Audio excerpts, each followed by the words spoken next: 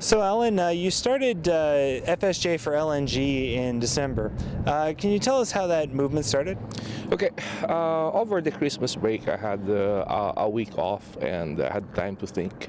I started noticing that sometime November, sales around town and the economic activity has been going down. It went downwards last December, and yeah, I know that the city of Fort St. John is heavily reliant on natural gas as its main economic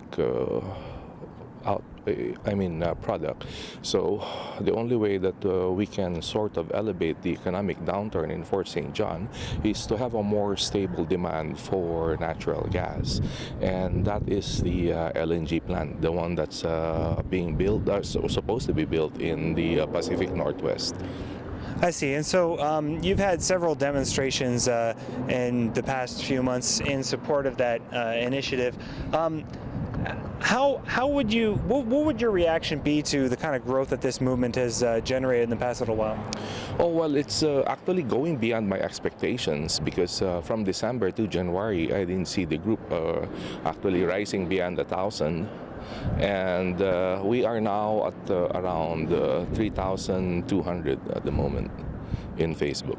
So turning now to the Charlie Lake truck rally that you had shortly after that, you told me at the time that you were expecting between 60 and 80 vehicles, and obviously you had a whole lot more. What was that like? Oh yeah, it's when we started it, I just got a call from the Honorable J.D. Hill that a truck rally was happening in Terrace, so we didn't have that much time. So when we organized our truck rally, we were actually looking at around 60. And then, since we are a grassroots movement, we started actually just within friends inviting a few. But then a lot of the companies jumped in, and then the politicians of this district also jumped in, and they contributed to the growth. We, from 60 to 80, we then elevated our expectations to around 100.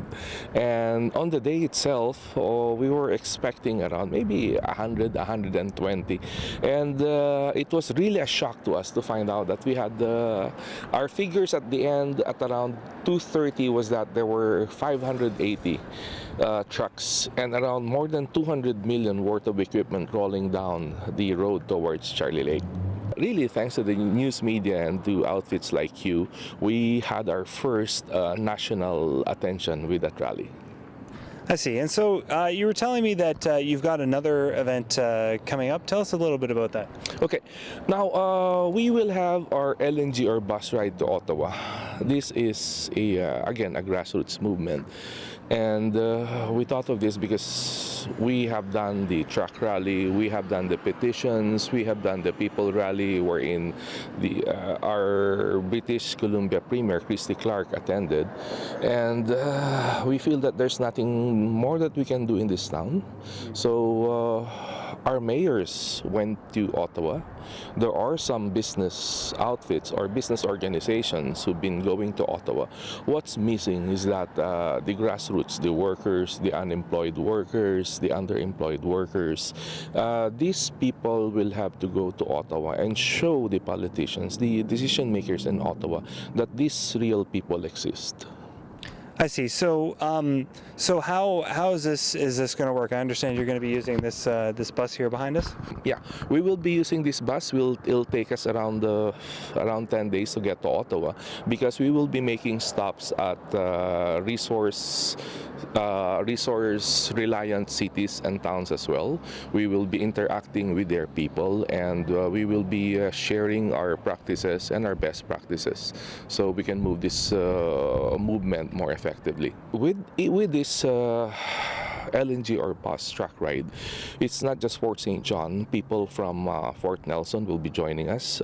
Prince Rupert just confirmed their attendance. We're still waiting for Kitimat, and we are still waiting for a couple of First Nation bands to join us.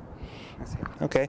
Well, that's all the time we have for today. Thank you, Alan, for joining us, and okay, thank you very much. We hope you join us tomorrow.